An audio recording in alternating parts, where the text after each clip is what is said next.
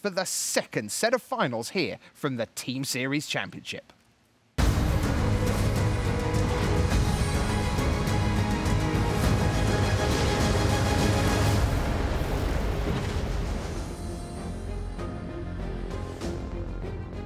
Hello there, welcome back to the booth here at the Magic the Gathering World Championships for 2018. I'm Marshall Sutcliffe, and this is Simon Gertz. It is our great pleasure to bring you coverage of the Team Series Finals. This could be the match that decides the whole thing. A whole year of hard work coming perhaps to a conclusion here, unless, of course, Team Hareruya Latin wins, in which case we will be playing one more match. We get to watch Guilds of Ravnica unfold in front of our very eyes in the team sealed format, which is a true showcase for this new set. So this is going to be really exciting.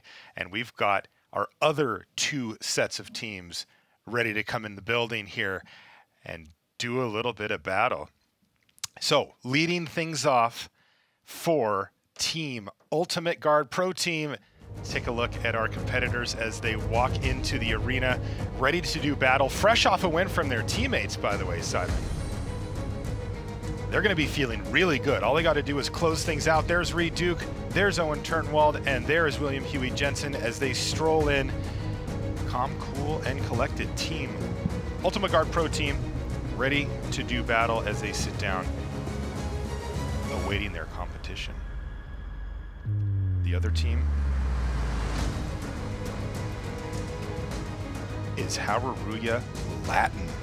Powerhouse team crushing for the majority of the season. Let's get them. Team Hareruya Latin. There's Sebastian Pozzo with a big smile on his face. There's our player of the year, maybe? Luis Salvatto. And Lucas Esper Berthoud. Last one in the building. Handshakes across the board as the players sit down and they are ready to rumble here. Again, the situation that we face here right now, Simon, is it's the Ultimate Guard Pro Team who has the advantage. Yeah. Even just psychologically, the pressure on Hareruya is so much higher because they know if they lose, it's over.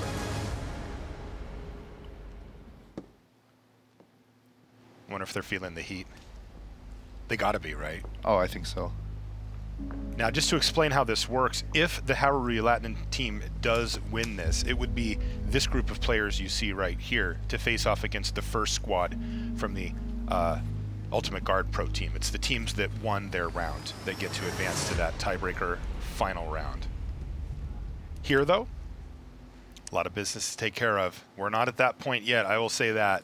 And boy, do they have their hands full. They have to face off against the Peach, Garden Oath, Owen Turtenwald, Reid Duke, William Jensen. And we're going to start things off with Owen Turtenwald. He's playing against Luis Salvatto on our middle table. On the left side of your screen is Owen, and as you can see straight away, he is on Boros, and boy, he has a nice build. Runaway Steamkin.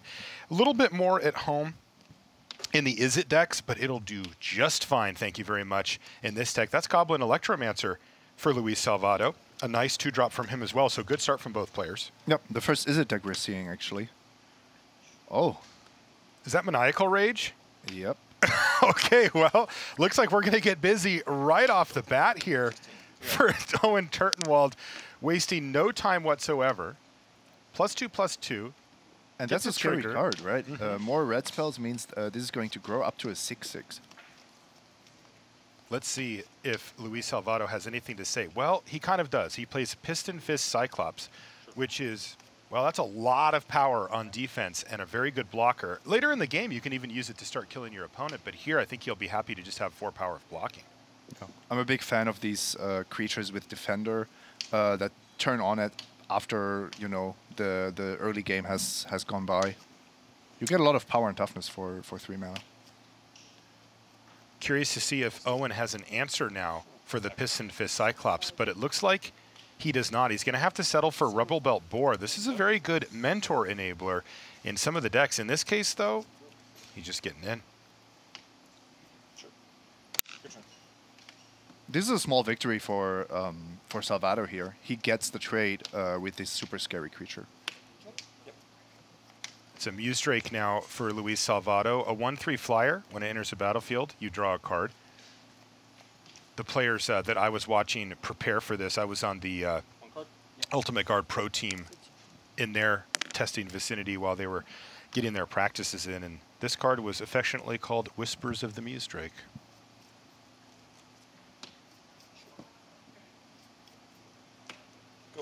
Okay, a pretty good turn here for Turtenwald as he rebuilds. He's got Skyline Scout and Healer's Hawk, 2 cheap creatures, both with evasion at least sometimes. Yeah, but actually not the right creatures against the Muse Drake on the other side of the table. There's already a 1/3 flyer that's holding both of these. Yeah, 1/3 is the most annoying with flying power and toughness combo that Turtenwald can imagine at this point. Because there are other games where you're really saying, look, 4 mana for 1/3 flyer that doesn't have the board impact that I would like, but here it's actually perfect. Here's Direct Current now for Salvatto. He's going to play it safe. This is Salvatto saying, look, I've got a good blocker lined up. You don't actually have any great attacks, but you know what? This card has Jumpstart. I'm just going to make sure that my life total stays high in case my Muse Drake were to crash down to the ground. Also, Direct Current as a sorcery is never going to be a big blowout. It just does what it says on the card.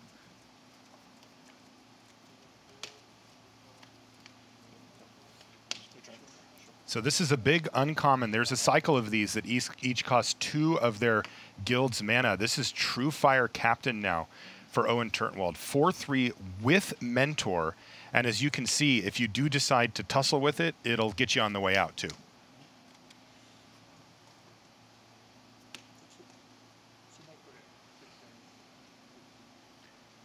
The Night Veil sprite here from Luis Salvatto, turning sideways, not because he's trying to turn this into a race. It's quite the opposite. It's because he's trying to find answers using Surveil 1 for upcoming turns. Yeah, that being more relevant than a 1/2 flyer on defense.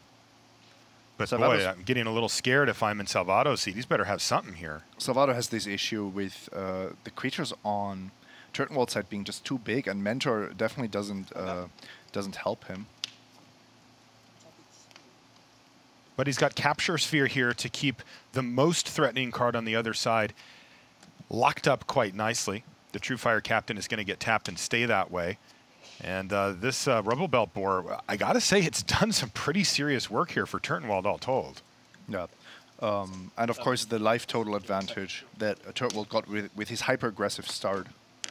Wow, and this was a really good curve-out finisher. Swath Cutter Giant now for Turtenwald. A big 5/5 with Vigilance, with an extra ability too, although it's not going to actually kill anything at the moment.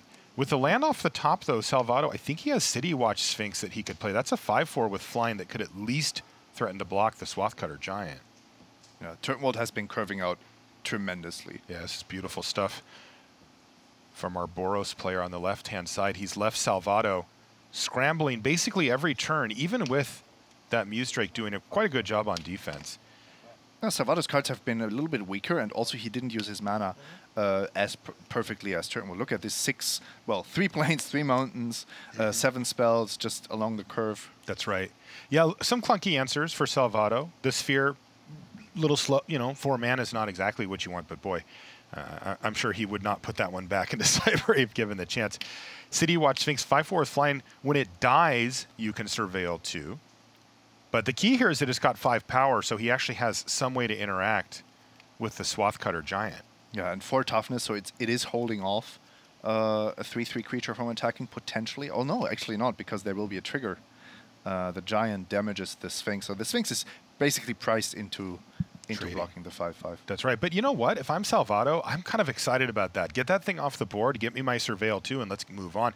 Also, you will note that Luis has Island, Island, Island, Mountain, Mountain, Mountain.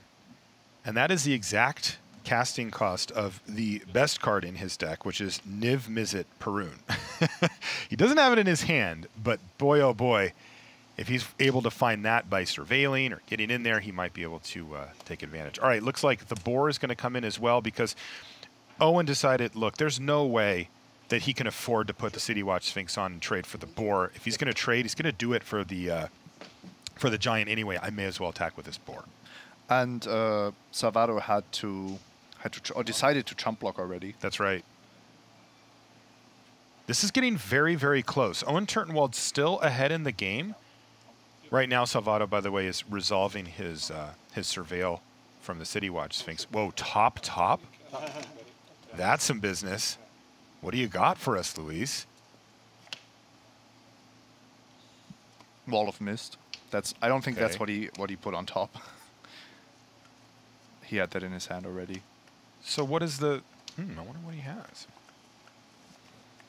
That said, Wall of Mist is kind of good here, right? It's finally an answer for the boar. Yep. And now we see what's really going on. Chemister's insight on end step here for Luis Salvatto means he's going to draw some cards. He's now got 2 jumpstart cards in his graveyard as well. And the train might be rolling here for Salvatto, trying to turn this game around. Is it Locket is a card he's going to play? And then kind of an interesting one that he ended up playing in his deck. You would have expected Response and Resurgence to be over in the Boros player's deck for his team, but it actually ended up in his. From what I can tell, he can only cast Response, which is effectively in his list, red does 5 damage to an attacking or blocking creature. So he just probably needed a removal spell. Yeah, I like this decision because the Izzet deck wants to have a high spell count usually. Ooh. This one is really going to fall away from Turtenwald very quickly because we see the Izzet Locket sacrifice there by Salvatto, and I saw one of the cards was another copy of Direct Current.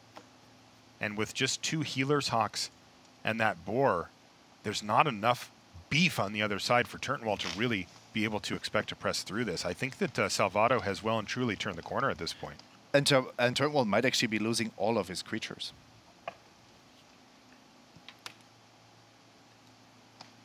By the way, for sharp-eyed viewers, take a look down at the bottom part of your screen and you'll see the game count has bumped up. 1 for Pozzo, 1 for Berthoud. Hareruya Latin, if Salvatto can finish off this game, will complete a 3 game 1 sweep of the Peach Garden Oath. That is no small feat. Yeah, if you heard John in his interview, he said relying on the Peach Garden Oath to get you there is difficult. I mean, he was clearly joking. But of course, if Hareruya Latin wins this, then they are forcing the payoff. That's 10th District Guard now for Owen Turtenwald. And he's simply going to use it to bump the toughness of one of his Healer's Hawks and attack in. And this is going to be Chemister's insight on the jumpstart now for Salvatto. And it feels like it's way too late now for Turtenwald. The window was there for him. He really needed to draw a removal spell at an opportune time. Didn't find it. And I think Luis Salvatto is going to be able to finish off this game quite easily from this position. I agree. If you look at the amount of cards drawn by Salvatto over the last few turns, he's using excess lands to just cast more spells from his graveyard. Has so many extra cards that he still is deploying land. So ultimately, this late game. Oh, there it is! Niv Mizzet Perun has hit the battlefield, and Turtenwald says, "Let me take a read." There's no good news on that one, Owen. Can't be countered. 5/5 flying. Whenever you draw a card, it does 1 damage to anything, including the 1 toughness creatures on the other side of the battlefield. Oh my goodness. And whenever any player casts an instant or sorcery, you draw a card, which then, of course, triggers that other ability. Reid, did you win the first game? Me too.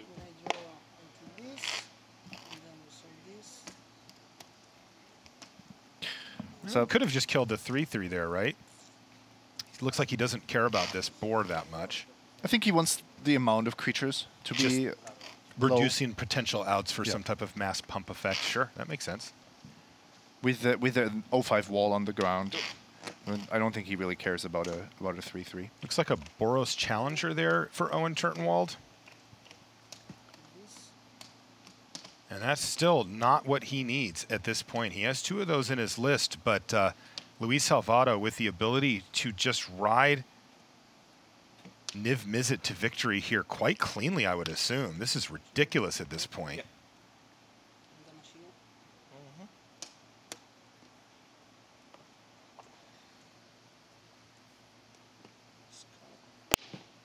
And now he has completely cleared away Owen Turtenwald's board through a combination of removal spells.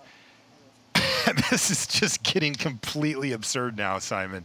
Wow. Luis Salvatto, it looked a little shaky at the beginning, but boy, did he have a game plan, and his deck looks awesome.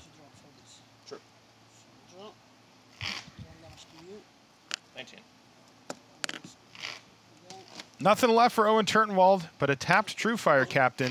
And now it's time to get busy here for Luis Salvatto. He's going to surveil a card back to the top of his library. There's just no good news for Owen Turtenwald from this point on. He finds a hammer dropper.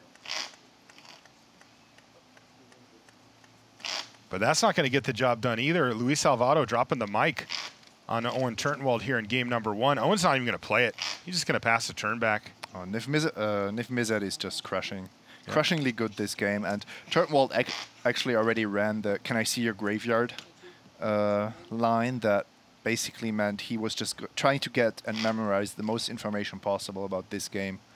And now he's going through the motions. Salvatto has this game locked up.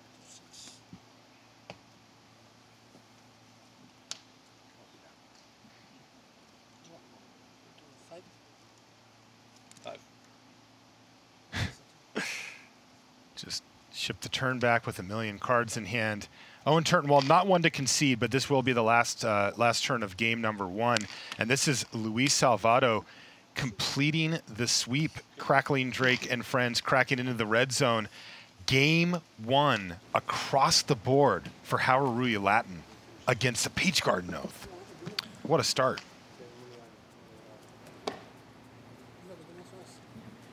All right, well, we're going to let our players consult their sideboards and get back to business here.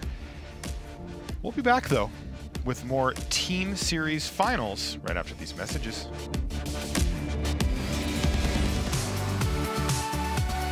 Looking for a place to hang out and play Magic? Head to your local game store this and every Friday to play Friday Night Magic events. Get more info at magic.wizards.com/FNM.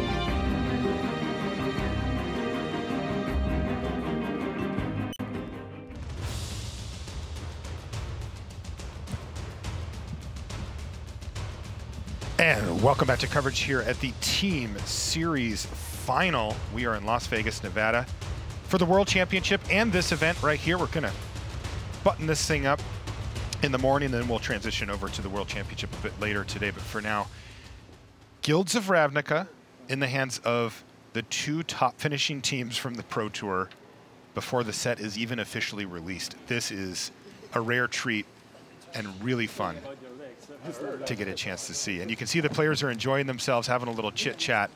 But boy, what a great start for Hareruya Latin here in our second Team Series Final. I am especially surprised that Sebastian Pozzo was able to get past Reid Duke here. I'm just looking at the deck list, and this looks like a rough go for Pozzo. Pozzo's basically on a low-power but very streamlined Boros deck. He is trying to get you dead fast, like in maniacal rage fast. Yes, and with the 16 land mana base, not even bothering with guild gates, just trying to get there as quickly as possible. Right, but on the other side, Reid Duke is kind of in that one step slower mode, which is right where you want to be against a deck like this.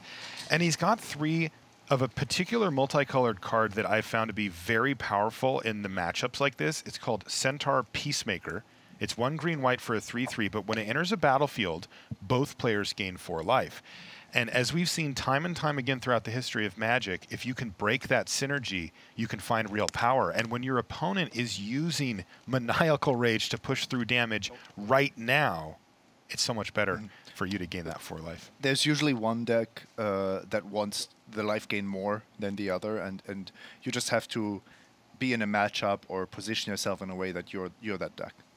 And look at this Pelt Collector here for Reid Duke. He's kind of setting up a scary board, especially because Pozzo not off to a quick start with that Goblin Locksmith. It's basically just a 2/1. When it attacks, creatures with Defender can't block, but that doesn't come up very often.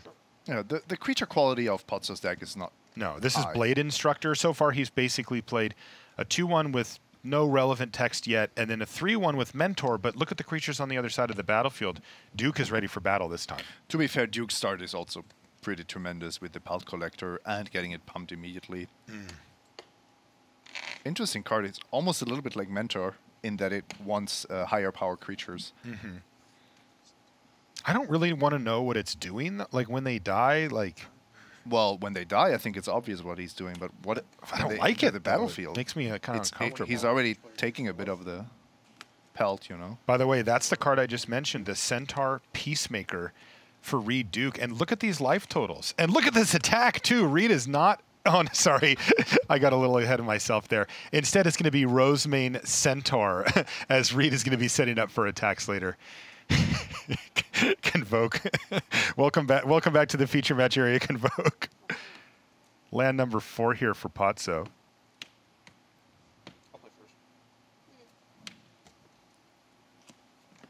And he's going to play Take Heart and Citywide Bust in the same turn. Whoa! And that is huge. He's using his combat trick. Oh, look at this blowout by Pozzo. He did have to 2-for-1 himself to make this work the way he wanted, but he gets the biggest creatures off the battlefield for Duke, leaving him with just his 2 smallest. Now, cards-wise, okay, maybe he's not that far ahead, but in board impact, it was huge. Maybe should have waited a turn. Oh, boy, here's a Siege Worm from Reid Duke. Welcome back, Siege Worm. No kidding. That's Collar the Culprit now from Sebastian Pozzo. So he is on a roll here with 2 key removal spell turns. And he's actually got the life totals pretty well in his favor as well. Duke, you have to figure, has better top decks from this position. And he even can just sit back and start blocking. But those are nice turns for Pozzo. Absolutely. You can actually see, or you could see last turn how the Mentor didn't work anymore because Pozzo now has 2/3 power creatures. That's right. So there is a limit to how much you can get out of your Mentor creatures. Reid did find something, and that has to be one of his best top decks possible. That is a Conclave Cavalier for Reid Duke. It is a 4/4 with Vigilance. And get this, when it dies, it just becomes 2/2 creatures with Vigilance as well. And when those die? Not quite. That would be cool, actually. Yeah, there's a card like that. There are, some yeah. ooze. Yes, you're right. There is. But no, this one is just straight up. But still, Reid Duke with an absolutely clutch rip off the top of the library there, because this Cavalier has completely stopped any ground assault on the other side of the battlefield at this point. That's a Legion Guildmage, by the way, for Pozzo. That could be an important piece of the puzzle. Duke isn't quite to the point where that thing can take over the game, but it does have 2 very relevant abilities for its guild, as you might imagine. 3 damage every turn once he gets to 6 can add up very quickly if the board's stalled. And then, as you can see, you can use it as admittedly a little bit of expensive, but it's a tapper. So if Reid ends up with not a lot on defense, he can perhaps go End step, tap your creature. My turn, tap your creature, get in for a big attack, something like that. Yeah, and it's the threat of activation as well, right? If when you pass with 6 mana, you're threatening to tap something, so maybe Duke doesn't attack because of it, but then you still get in the 3 points. Reid gets in there with the Conclave Cavalier, no blocks at this point. And Pozzo is already doing combat math and trying to figure out what his best line of play is to get the job done against Duke, who's down to 12. Pozzo and Carvalho both on very aggressive Boros deck with a lot of combat tricks. And I have to say, Citywide Bust and Color the Culprit, this anti-4 toughness removal suite, looks pretty good in this matchup. Absolutely. I think Celestia is your best case scenario for it. Especially if Duke kind of taps out for convoking something. Which we saw. That can be quite the blowout. Yeah, that Siege Worm, that got in a big attack. Yeah, absolutely.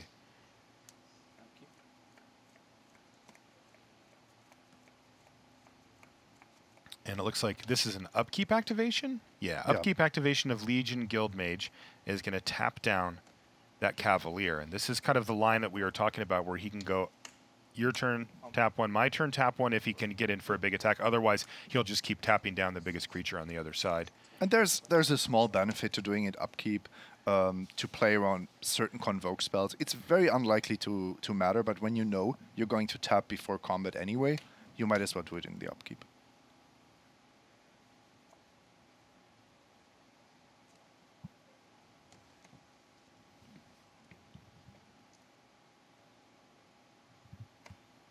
Pozzo's doing math here. He's actually looking maybe for a teammate's help as well. Luis Salvatto in the middle table, but he's got Lucas Esper Berthoud directly to his right. You see him right there. Oh, yeah. Pozzo's getting busy. The Blade Instructor trigger from the Mentor also gets him a trigger on the Hazda Marshal. And that also is going to trigger producing a 1/1 lifelink soldier thanks to the 3 creatures attacking. So assuming things go well here for Pozzo, this could be stage 1 of getting Reid Duke dead. I believe that Pozzo has a Sure Strike in his hand. Let's take a quick look. Yeah, I did see that correctly. So, and that's what makes it so difficult for Duke here, because from his perspective, he has a 4/4 blocker in the Death Current Dissident. But, of course, the attack by Pozzo signals that he has something as well. Right. The problem, of course, from Duke's perspective is that this is this is public information. So, you know this is kind of a pre-release, but I think both players are aware of the fact that there is an onboard combat trick. Worth mentioning as well that these teams have had a chance to test. They got about 8 hours on Wednesday. They got about 3 more on Thursday. They just got handed a case of Guilds of Ravnica and said, do what you want to do. The teams took slightly different approaches to it. The Hareruya Latin, a little bit more relaxed. They had some fun with it. The Ultimate Guard Pro team were not relaxed. They got down to business and played about as many games in his pools as you possibly could in that time frame. But they both had their hands on the sets for a while. And you did see the Sure Strike here. Yep. Very powerful, having wiped away the board of Reid Duke and put him in a terrible position at this point with Sebastian Pozzo able to keep things locked down with that Guild Mage. We could be looking at a game over very, very soon. You see the great synergy here of generating these small tokens that you once again have targets to mentor onto.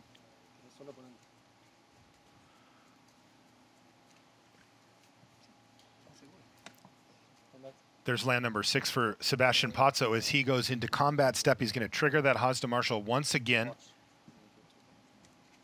It's land number 6, though, for Pozzo, meaning that that Legion Guildmage is now active for an additional 3 damage, but hold that thought.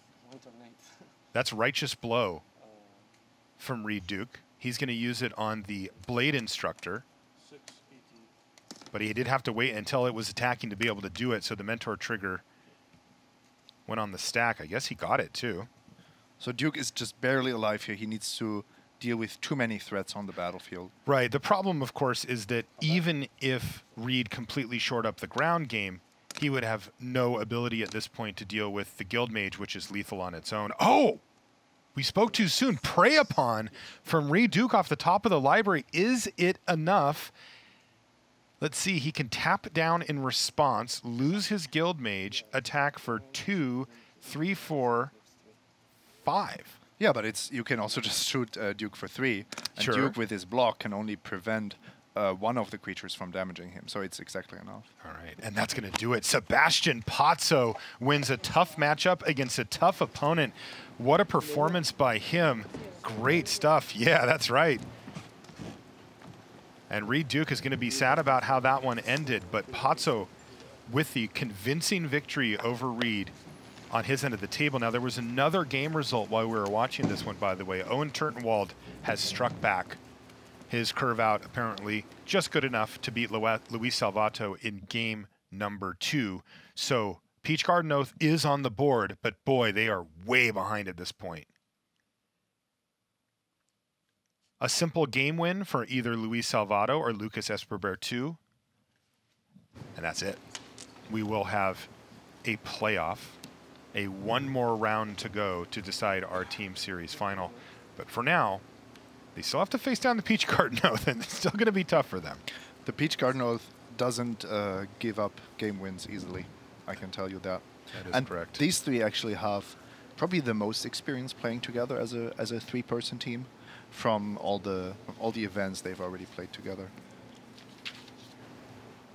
One of the most successful 3-person teams we've ever seen in our game.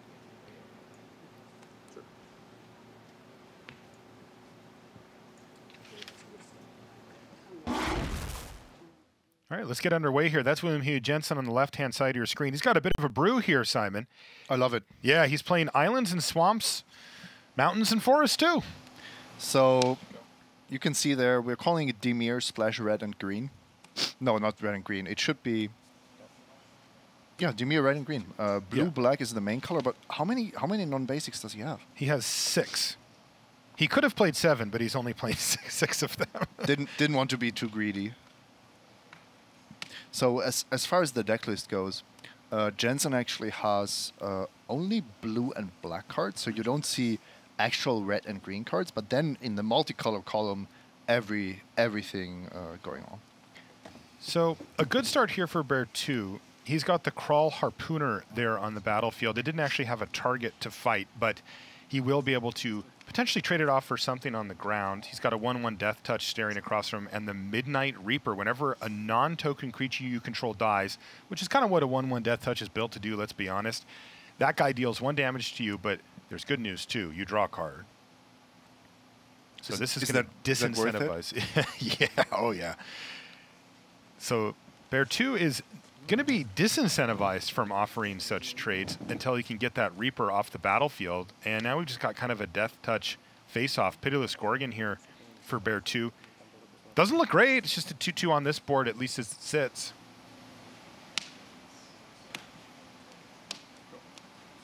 And this is an absolutely critical card here for William Jensen. Murmuring Mystic.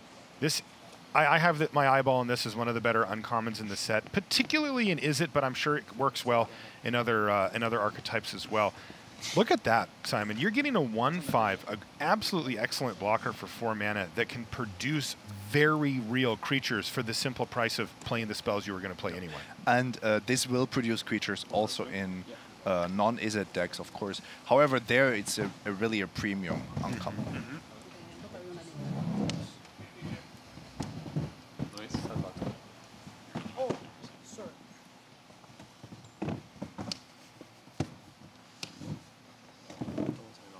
And this is Notion Rain now from William Jensen. I'm surprised he didn't say it every single time he said it in testing. He called it Surveil the Bones. But it looks like he's in business mode right now. For those of you that had a chance to play with Reid the Bones in the past, this is a similar card to that. Surveil 2, then draw 2. It does 2 damage to you.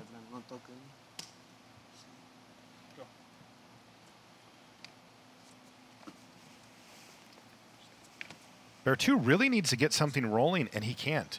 This has been an extremely anemic draw from him. And if I'm sitting in Huey Jensen's seat, I'm feeling very good right now.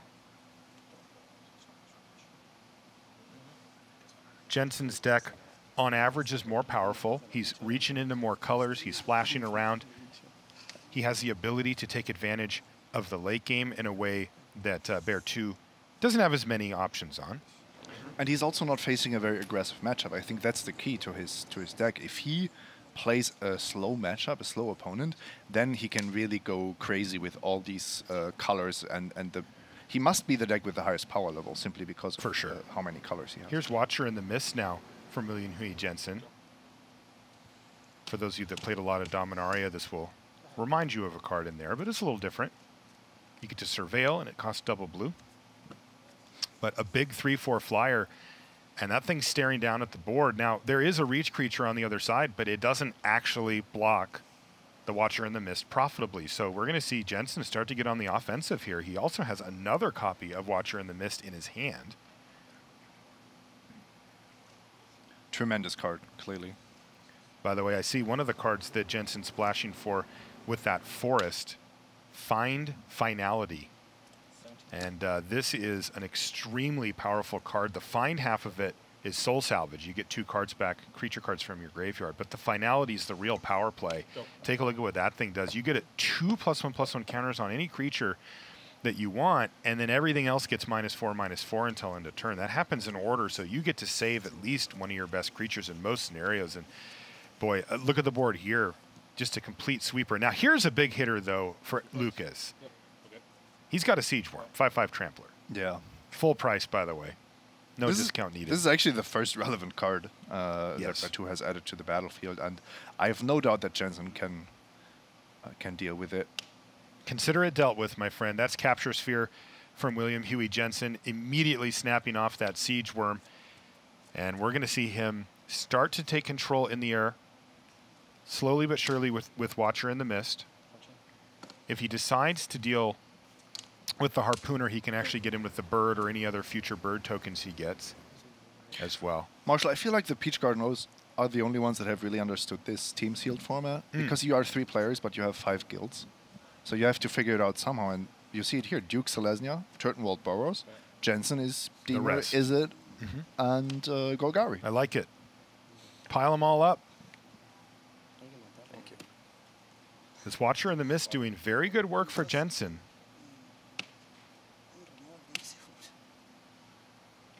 And he's just going to say land go at this point. He has a hard counter in his hand, which is why he's been wary to fire off Watcher in the Mist number 2. He has Sinister Sabotage. Counter targets, there you go, see it on your screen. And Jensen just says, look, I'm in hard control of this game.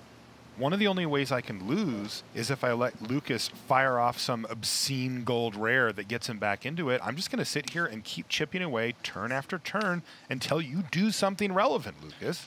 Exactly. There's just this point of, we're both playing draw go, but I'm dealing 3 damage each turn. So if you don't do anything, I'm just going to be happy having this clock on you. Yeah. So now, finally, we're going to see Lucas block. But you know what? Jensen's like, fine, because now he can actually play his Watcher in the Mist. That was Pack's favor, by the way, and still keep up the mana needed for his counter spell. So he's just going to be able to immediately replace it, get his Surveil on, and keep things rolling forward. Ooh! 2 more spells on top. Yeah, there's a pretty good one in there, too, wasn't there? Raoul Izzet Viceroy was one of the cards. Ooh! And maybe you were wondering, of course, Jensen could have protected his Watcher in the Mist with his counter magic, and then he would have had 2 Watchers. But this is not what this counter spell is reserved for. It's for the bomb that would really swing the game around, not give Berthoud a minor victory. Finding Raoul Zarek is very likely to put the nail in the coffin here for Lucas Esper Berthoud. But let's not forget that Lucas won game number 1. So even if Jensen wins this game, they're not finished yet. Plague Crafter coming down. Yeah, this is a pretty cool card. Both players have to sacrifice a creature. Also, a planeswalker is an option, although there isn't one on the battlefield at the moment. And you can see that Lucas gets a slight advantage there by sacrificing a creature that was already locked down anyway. But Jensen had a pretty expendable bird token, and he said, yeah, sure, fine. Are we going to see Ral? Is it Viceroy now? Bang! There he is on the battlefield. His first appearance at the highest tables. Perhaps not his last. Take a look at the abilities on that Planeswalker. Very powerful. +1, look at the top 2 cards of your library. Put one in your hand and the other in your graveyard.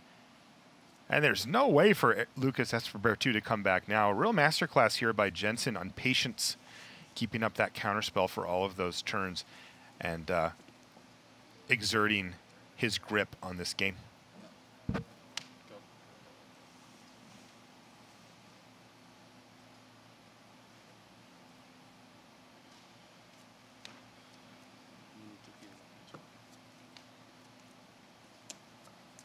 Ral's -3 ability in Huey's deck, not maximized. We mentioned it with a couple of his other cards as well.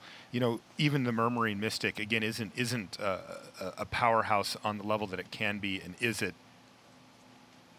But still, very, very powerful ability on Ral and putting immense pressure on Lucas Esper Berthoud right now.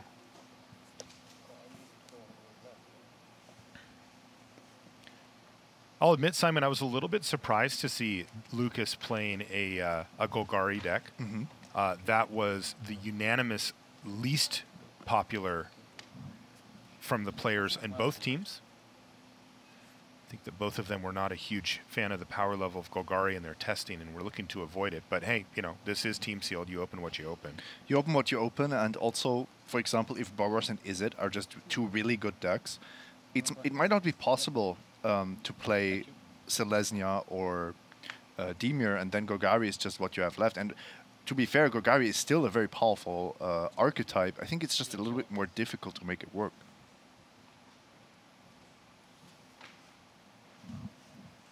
Interestingly, it sounds like Lucas actually was the one on his team to practice the most with Golgari. He spent his time doing it. So perhaps he's found an avenue. Remember, these teams were under quite a time crunch to get this testing done, and sometimes that means that some of the more subtle interactions in a format can be lost on you. Perhaps Lucas Esper Berthoud found something there. And you know how it is when a guild initially looks weaker. It's often not the case that it's actually the weaker guild, but it just takes more time to figure out what makes it really tick.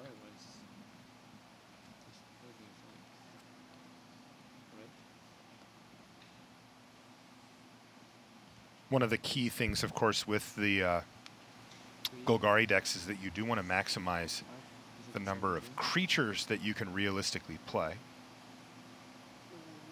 That way you can get them in the graveyard.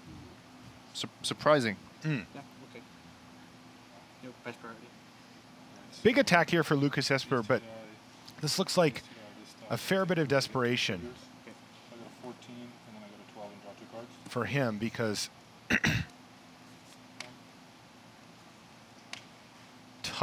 tough spot here for Lucas as he's forced to just start jamming his creatures into the red zone, but no really great trades there for him. And let's not forget that on top of that, Jensen got 2 more cards thanks to combat there. So really tough spot now for Lucas. I don't see any way out for him at this point. No, not with the active Planeswalker. And Jensen also has been drawing so many extra cards with the Midnight Reaper that now finally went off the battlefield.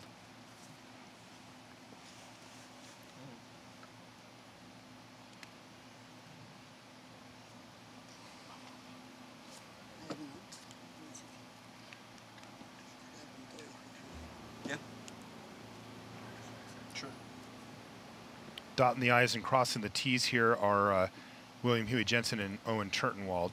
They have no wiggle room, 0. A game loss would send this to a 3rd round. And here we go. We're going to see not finality played. We're going to see The worst half. the other half of it, which you just heard Lucas say the worst half. That's fine. But you know what? With the position that they're in right now, he just wants to get his sorcery in his graveyard and also get the value. Jensen is the worst half is fine. I'm not complaining here. Yeah. So far ahead, I don't need to take any risks. Finality is the splashier side, of course. But when you have an active Ral, is it Viceroy? I think you can afford to, you know, use some of your cards with a bit of less impact.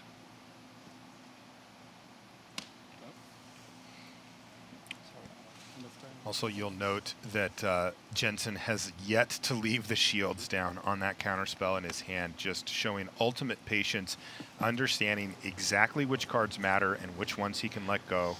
And that's how you can tell how good, like how good Jensen is, but also how far ahead he is.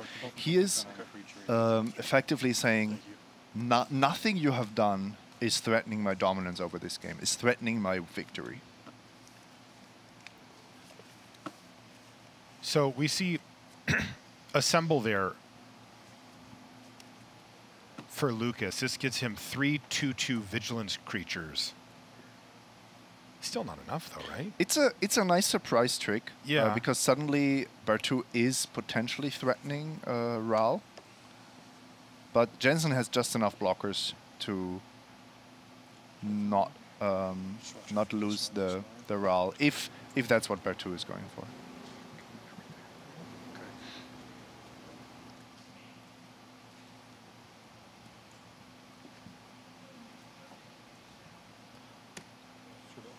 Oh, flashing in a blocker. Not a great blocker against 2/2s attacking, but No, Whisper Agents 3/2 with flash. As you can see, it does surveil 1. But Jensen is incentivized to play this very conservatively at this point. Yeah, no effects. Normally, you would be actually quite sad, right, to trade off 3 creatures for effectively 1 card. That's a lot of mana, a lot of investment, and a lot of board state to see go away. But Jensen knows better. He knows that the only way he loses is by some combination like that of a whole bunch of creatures with a card that could kill him. also now he knows that there's no combat trick available to Berthoud, because Berthoud would have certainly gone for it, even especially if it would have been a mass effect, mass pump effect. Yep. Okay.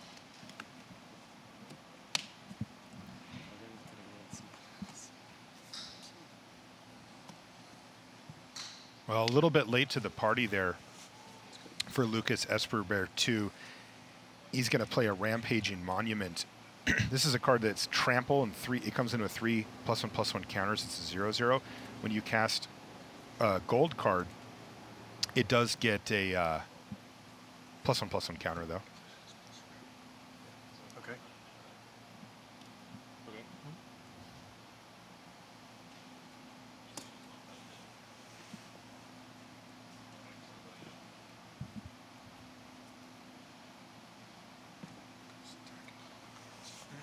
You can hear them talking to each other. He's just like, can I just start attacking with this? Yes, absolutely. Get in there. Yeah. Team Ultimate Guard, of course, restricted to communicating in English. Don't have Portuguese as the secret. That's right. I guess Portuguese and Spanish. They have. I don't know how they decided on that. Yeah, I asked Tim, and he said it was about half and half, and then another half of English in there too. So you do the math. That is intimidation. That's a Darkblade agent now for Jensen. Etrata a bit more Yeah. exciting. He does have one of those in his deck, though. And he's got that on the battlefield, too. So quite a turn here for William Huey Jensen, dropping 2 more gold cards on the battlefield.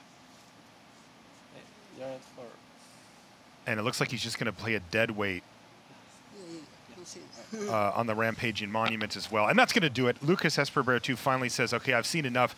The truth is, that game was effectively over 7 turns ago, 8 turns ago, as William Huey Jensen was able to wrestle control of that board, and he never let it go. Also, he gets to still have all these, the counterspell in his hand. But he didn't show it. No, of course not. Are you crazy? It's Jensen. So it's the hidden mode of still had all these. I'm sure he showed Owen. And Reid, he was like, couldn't lose. Yeah, still had it. Okay, but this is key, right? Because there is a ton on the line here right now. Because now it's come down to just a couple of games left. But I mean, we can call it a comeback now for PGO. Yes, we are on the comeback trail. If you're sitting in PGO's seat and you're looking to finish the job, if you're sitting in Team Hareruya Latin's seat, they got off to a very quick start, 1 win apiece, a huge advantage in a game like this. And then Sebastian Pozzo won what I thought was a pretty tough matchup against Reid Duke, but he made it look easy and won that critical first match, meaning that a single game win for Salvatto or Berthoud out of the next, potentially, out of those next 2 matches would get the job done. So far, they haven't been able to do it. Turtenwald and Jensen have both evened up their matches, and the pressure is well and truly on because now we have 2 deciders. Again, with the advantage to Hareruya Latin, though. Absolutely. Salvatto, by the way, with a crazy surveil hand. He's surveilling for 2 on turn 3. And if I saw that correctly, 2 Watchers in the Mist waiting in the wings.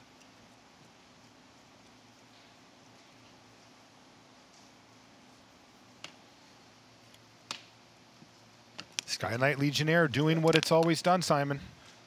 Boris doesn't care if you're surveilling or not. Just getting in there. And Luis Salvatto's going to follow up with the Goblin Electromancer. Fine card, but that Sky Knight Legionnaire could really get out of hand quickly. I'm always scared when I see Goblin Electromancer, but that's because of Modern Storm. I think in Limited it's a bit less scary to play. It does do well in Izzet. It really does power things out, but you're right, it's not quite the brokenness that you see in Modern Your opponents Storm. don't usually win the game after they untap with No, it. no, they don't. Incremental is how I describe that advantage. Things getting interesting now on Owen's side of the board as well. He's got his Boros Challenger, and with his 4th land, he can spend 4 mana to give it +1/+1 until end of turn. He attacks with both. He would have Mentor trigger to put on the Sky Knight Legionnaire, and at least as the board sits, his Challenger would be able to survive any blocks from Salvatto. Now, that can get broken up pretty easily. Absolutely. So a double buck wouldn't kill the Challenger, and if you do the same thing, well, you do this and you actually get to grow your Sky Knight Legionnaire. Wow, how about this Maniacal Rage now for Owen Turtenwald? And he's going to get busy, attack with both creatures, get a Mentor trigger, and that's 3 in the air. But that's and no good blocks on the ground anymore. No fear of a bounce spell, no fear of no anything. Kidding. He just ran that out there. And the Izzet deck had 3 mana available with that effectively for an instant or sorcery. Yeah, for an instant. For basically any of them, and he didn't care. Wow, gutsy stuff from Team Ultimate Guard here. Yep. But this is a nice one. Watcher in the Mist now from Luis Salvatto is going to give him a 3/4 blocker to complement the 1/4 and the 2/2 he's already got. I wonder if Turtenwald had some kind of read, or if he just said, this is how I have to play my hand. There is just no better way than to put this aura on my creature right now. Yeah, my assumption is that it was the latter. I mean, Salvatto has played his spells accordingly each turn. It doesn't feel like he's had a great window. The one little tidbit of information that I may have gleaned is that if Salvatto did have a removal spell for one of those threats, he may have wanted to just main phase it before getting blown out by some type of a trick because, well, some of the burn spells that you get out of the Izzet deck would actually, fail in that scenario. But a bounce spell is still likely, or at least possible. And I'm sure Turtenwald, as all the others, did memorize all the relevant instants, combat tricks, removal spells. Just that's basically the prerequisite to playing Limited at a high level. Okay, he's going to play a boar here and put this once again. Wow, look at this turn here from Owen Turtenwald. He is turning up the afterburners on Luis Salvatto, killing the Goblin Electromancer and getting in another huge hit. In fact, forcing a chump block now with the Informant, leaving just the Watcher in the Mist left over. Turtenwald trying to close this out as quickly as he possibly can. And Salvatto simply passes a turn back once again. And you can see here how snowbally this mentor ability can really be. Even though it only triggered twice, suddenly that Skynet Legionnaire is a 4/4 flyer, is an air elemental. Okay, well, here's a reprieve now for Salvatto. He's got Capture Sphere for the Boros Challenger. That's going to tap it down and get a nice little 2-for-1, though. Is the damage already done? Yeah, and is it really a 2-for-1, you know? Yeah. I think that creature did more than enough work. I agree, and the two +1/+1 counters on the Sky Knight Legionnaire are testament to that as he cracks in and knocks Salvatto down to 3.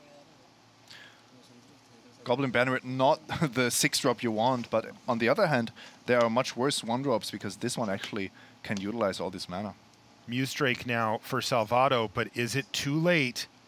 There are 3 lethal threats and only 2 blockers on the other side of the battlefield.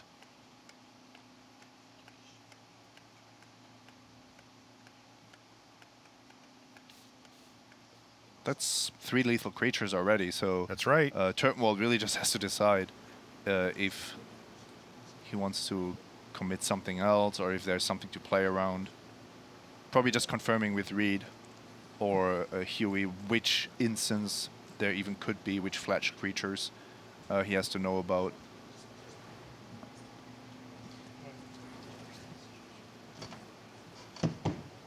Make no mistake, though, even though they're taking a pause here to make sure everything's good, they are in a fantastic position, and everything's in the red zone for Owen Turtenwald.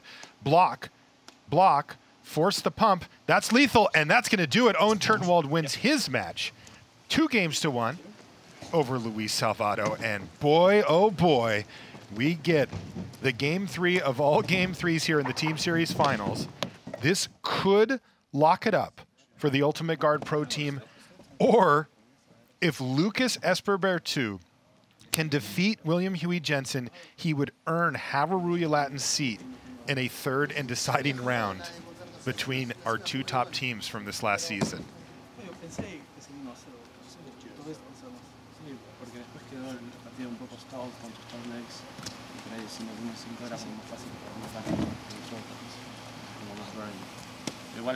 Tell you what, if I was on the Ultimate Guard Pro Team, this is where I want it. The matchup? Or no, I don't. Maybe, but the player. If I had to pick, I'd say have him play. especially this deck, I would say. It's right up in his alley. He has played decks of this style for a very long time. You could tell that, you know, not countering anything didn't even take him mental energy. It was just, okay, yeah, I know what's going on. Didn't even pause at any moment to consider whether there was anything going on, which is difficult if you don't know all the cards, right? And Owen and Reid are sitting right there. In case you need a little helping hand. Maybe a back rub or high five? I think the high five doesn't come just randomly during the game. Okay, just a little encouragement. I'll give you one right now. How about that? There you go. You're doing great, Simon. Thank you. You too. Boy, it has got tense down in the feature match area. You can hear not quite as much joking around as before. And you can see Lucas looks a little nervous, right? I mean, you can see he's like, okay, this is going to be difficult. Jensen, well, he kind of looks how he always looks. He looks calmer. Yeah. I wouldn't say Lucas looks... He doesn't look nervous to me. He looks tense. Okay. He looks, you know... I'll buy tense.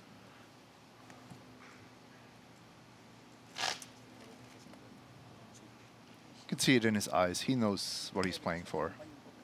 And it's the weight of your teammates that you feel. That is what it is. I mean, you know that all of the teammates that are not on the floor and the ones here are glued to the monitors watching this because how much on the line.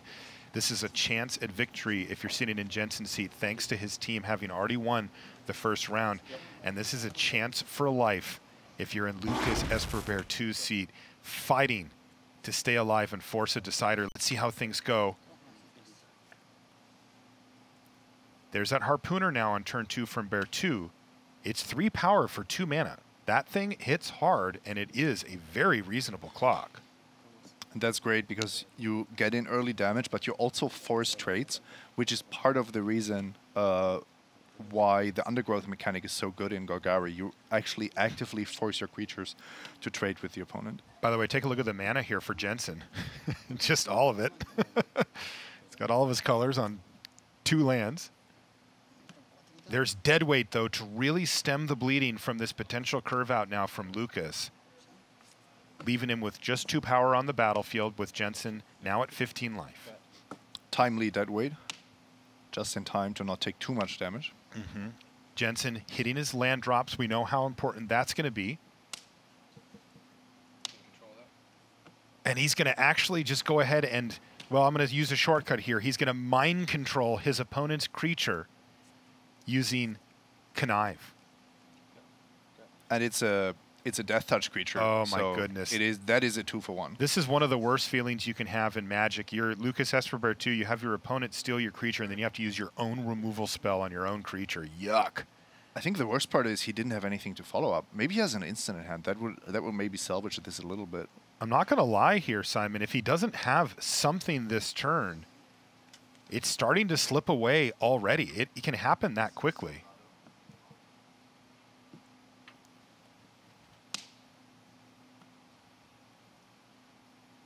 Three mana for Jensen. And look at this. Notion Rain. More cards. More cards. I told you that that Jensen kept calling it Surveil the Bones. I didn't tell you the bad part, Simon. Did he call it Reid Surveil the Bones? No. No, every time somebody played it, Owen would sing Notion Rain and then make up words. Do you know that song? No. I'm sorry, Simon. I'm very bad. I really apologize. No, you're really bad at musical references. You're better off for it.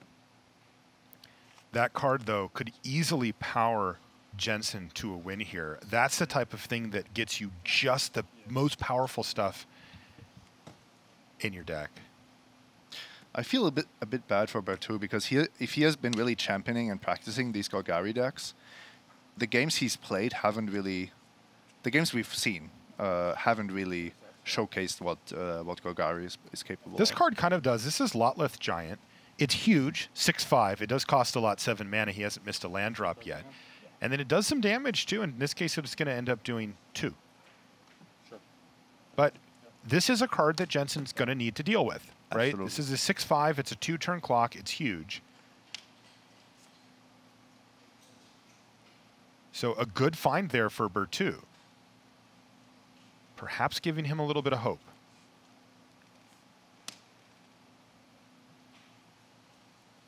Cancel that order. Lotleth Giant down. Yeah. And look at the hand for Huey Jensen.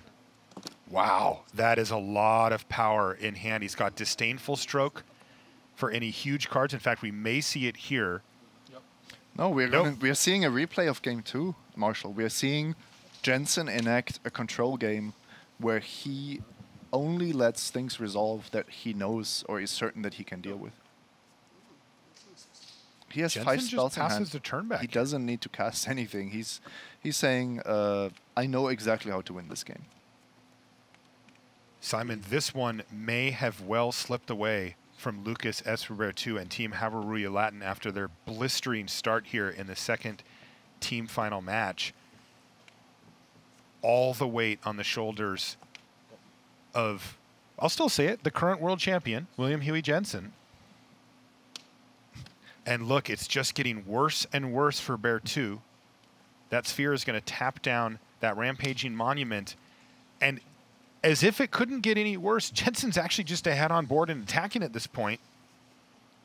Is there anything that Lucas can do to get Hareruya Latin into that last round? It's starting to feel like no. There's also a problem if you put all these creatures in your deck to fuel undergrowth. You might not have the high impact spells you need to actually get rid of bombs like Etrata. Yeah, there's Etrata the Silencer. You can see that unblockable, and then exiles one of your creatures and goes back into your library, or one of their creatures and goes back into your library. But that's like a removal spell that you get to use over and over again. And a grip full of action for William Huey Jensen. Surely he just needs to make sure that he plays good, clean Magic to finish this off. And if he does so, we're going to have our Team Series champions.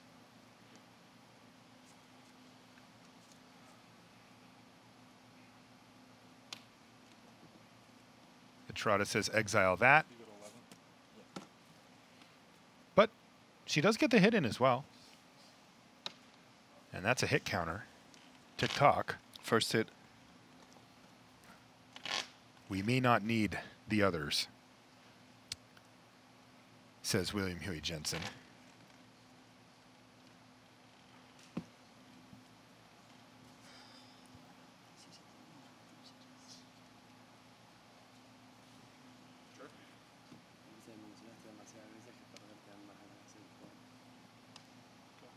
Darkblade Agent now for Jensen. Adds fuel to the fire. Life totals, 11 apiece. Is there anything that Lucas has here some way out? This isn't going to do it either. This is a good time to play such an effect, though. If you have a creature you are happy to sacrifice. Right. Playcrafter's done good work, basically losing nothing for Lucas Esper 2 both times, but both times he's played it, things have not looked good board position-wise. Another Darkblade Agent off the top of the library for Jensen, but think of the cards that he has, well, not only in his hand, which we should probably take a look at here real quick. The Darkblade Agents to Watcher in the Mist, Fine Finality, Deadly Visit, and Disdainful Stroke. Holy smokes, that is a stacked hand for Jensen. And once again, Jensen playing the long game. Yep. Not going for some finality on my Darkblade Agent to get like small value and draw a card, because that could run into something that Berthoud might have. No, just trade this off. I have another one. Now maybe a multicolored, now maybe a Surveil card, and so on and so on. He just found some more insurance and unexplained disappearance off the top there for Jensen. That's the bounce spell. One in a blue. Look who's coming back. Uh-oh. Really nice with Surveil as well. You get to search for her.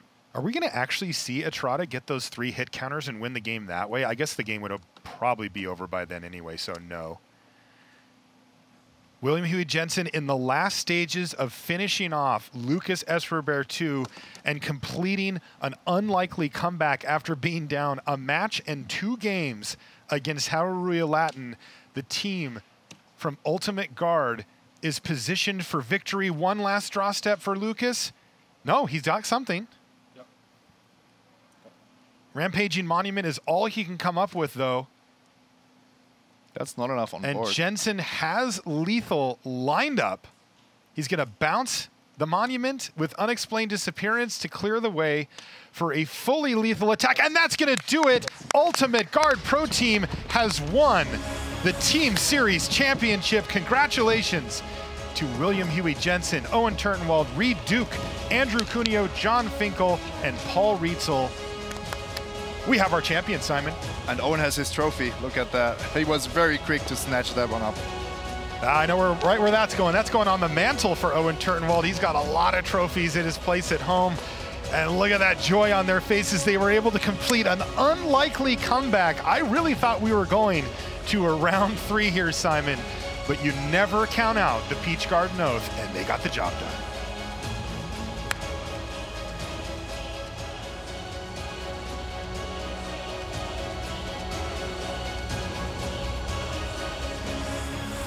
Awesome seeing the joy on their face, as winning a team event has to feel the best.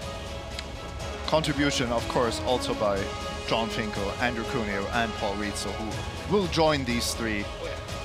That is a team effort, not of 3 people, but of 6. Of course. Great point, Simon. And once again, a huge congratulations to the Ultimate Guard Pro Team for their victory here in the Team Series Championship. Nice shot there with Reid with his new trophy. And of course, I do want to recognize Team Hareruya Latin for their awesome performance, not only over the course of the year, but today they came up a bit short, but they gave them all they could handle. I mean, literally no more game losses available in that last round, or else we would have seen a deciding 3rd round. I'm with you. I expected this to go to a decider. Yeah, especially when we first came in with how quickly it went on one side of the bracket there. So fantastic stuff and really a pleasure to watch. Also pretty cool to see Guilds of Ravnica this early, but that is going to do it for our Team Series Championship for now. We're going to take a short commercial break. When we come back, we're going to give away some trophies. We'll see you right then.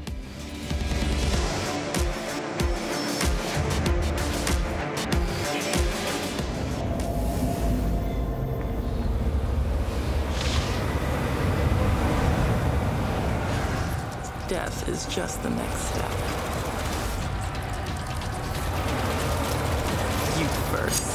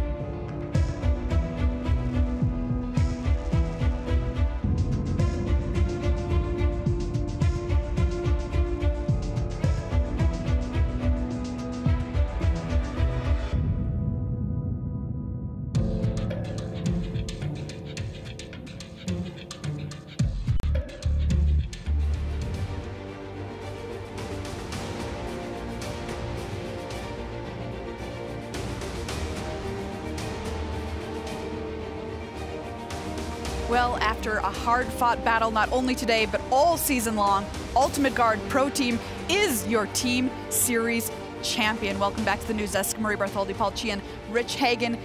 Wow, what a finals. Paul, what takeaways do you have? Well, it's not over till it's over. I mean, the Team Hareruya Latin got off to a blistering start in that second match. They were up 4-0, but you can never count out the PGO. Owen Turtenwald and William Jensen just clawing back. And I just want to say, I was waiting to see if somebody was going to go really deep on a 3 or 4 color. I'm going to play all the cool sweet cards deck, and William Jensen actually was able to pull it off. Yeah. That deck was so sweet. Yeah, just knowing that the PGO had to win 4 precise games in a row, no wiggle room whatsoever, match down, 2 games down, and they do it. Yeah. Yep. So we had Boros, Celestia, and Demir kind of rise out of most of the decks that we saw down there today.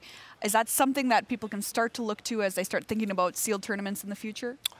You know, honestly, I think it's still too early to make any conclusions, right? We've seen one high-level event, but, you know, John Finkel was interviewed earlier saying that he felt that Izzet was actually really strong, and a lot of the cards that don't really look that appealing, a lot of the cheap jumpstart cards, end up doing a lot of work in that archetype because it triggers all your payoff cards. So I think it's still too early to tell. So just kind of choose the guild that you like for your pre-release, and then, you know, I think we'll get more information moving forward. Well, it's been an incredibly long season, so many matches over so many formats for so many players. Today, 12 people came in looking to put their names on the Team Series Championship, but 6 get to do that. That is Team Ultimate Guard. It's time for the award ceremony, and here's Marshall Sutcliffe. Thank you, Rich. Welcome to the feature match area here in Las Vegas, Nevada. What an exciting finish for a year-long pursuit for our teams. Of course, there can only be one champion. In this case, the Ultimate Guard Pro Team.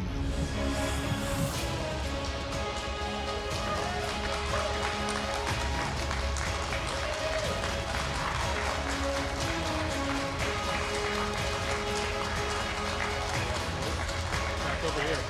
Over here.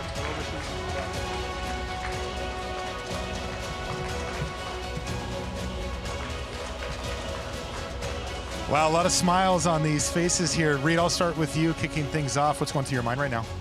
Well, it's just really great to win a championship alongside my friends. These guys are not only my friends, but also my role models, guys that I looked up to when I was getting my start at Magic. Really means a lot to compete alongside them. John, you've done your fair share of winning. Teams, though, has a special feel, does it not? Yeah, I mean, it's really special to win with. I mean, like Reid said, I mean, you know, we've been, you know, great friends for a long time. When people would ask me, like, outside of Magic, you know, I used to play about my team, I would say, well, you know, we have, you know, the consensus best player in the world. You know, we have the world champion. And we have the other third person who is, you know, the most popular, most liked Magic player in the world, who at that time was leading in the race, and who's also has a claim to be best world. So I'm like, we have the best player in the world. I just don't know what 3 of them it is. Yeah. So, you know, it's really nice to get to be, you know, with 3 players that quality, and of course, you know, Paul and Andrew who are ex. Oh, that's right, Paul and Andrew as well. Huey, can you come down here for a sec? So you're still our reigning world champion for the moment. Where does this, for a couple more, yeah. Say again? I said for, you know, 4 hours till Shahar gets it again. How does this stack up to winning worlds? Individual versus team? Well, it's a very different feel, but I'll tell you, this is by far the most fun event I've ever played. I had so much fun this week, both between watching these guys in Worlds, playing the new set. I'm going to admit, I was so nervous watching their match this morning. I wanted to win this so bad. You know, I'm not one to tout myself, really, but I'm definitely one to tout my friends and tout my team and tout my teammates. So I'm very happy that they were able to prove me right. Wow, it was an incredible comeback in that last round and a great win for a super strong team. Congratulations to the Ultimate Guard Pro Team. Let's send it back to the desk.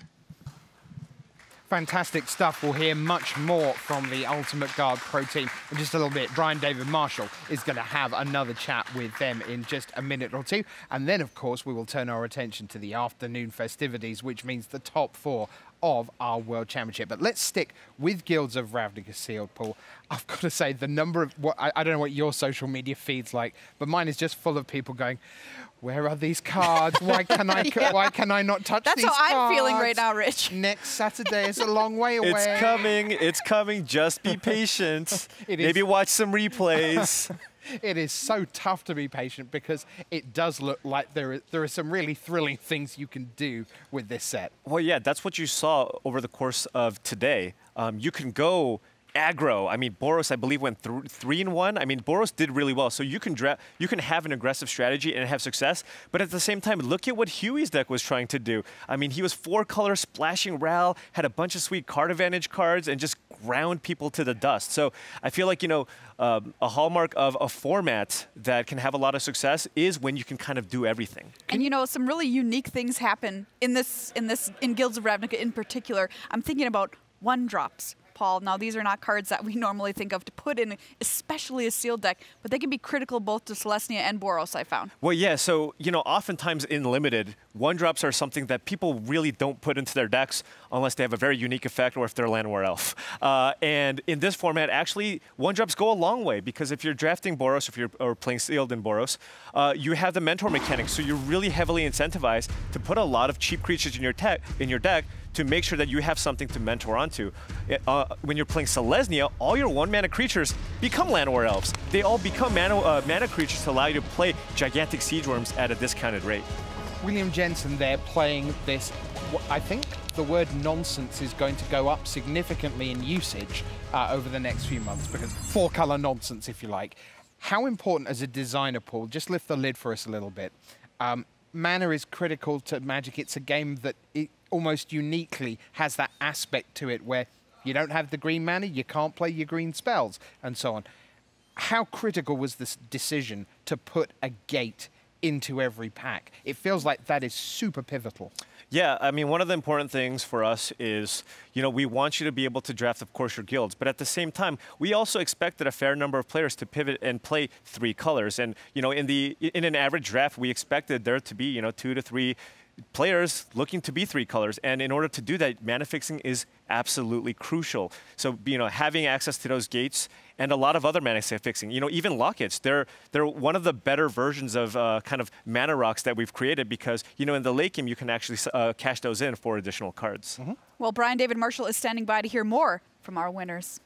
Thanks, Maria. I'm here with Team Ultimate Guard, and they won the Pro Tour Team Series. It's been a year-long battle for them, top the standings. Reid Duke, did you guys agree to do a prize money split based on games won in the finals? Thankfully, we forgot. You know, maybe we're going to talk about it, but we skipped that part, so I'm sad to keep my share of the prize money. Now, how did you feel about your deck in the finals? Like, tell us a little bit about what you were working with there. Well, we had pretty nice pool of cards. We had some rares and special stuff going on. My deck of the 3 was the most kind of vanilla. I didn't think it was bad. You know, I had good creatures and a couple good removal spells, which is what you want for your 3rd best deck. But yeah, I mean, my deck was the one I was not as excited about compared to the other 2. Now, something pretty exciting. Owen, you got to play against Luis Salvatto, and let's swap you guys out here for a second. In game 1, it looked pretty grim for you watching that. Tell me about how you felt about your chances you had to come back and win 2 games there. Well, he had Niv Mizzet, which was a 5/5 flying, draw cards, deal damage, wiped out my whole board. I was down a game. I saw Reid was down a game. Billy was down a game, and then Reid had lost his match, and I'm like, wow, we have to just rely on our other guys to win the tiebreaker, right?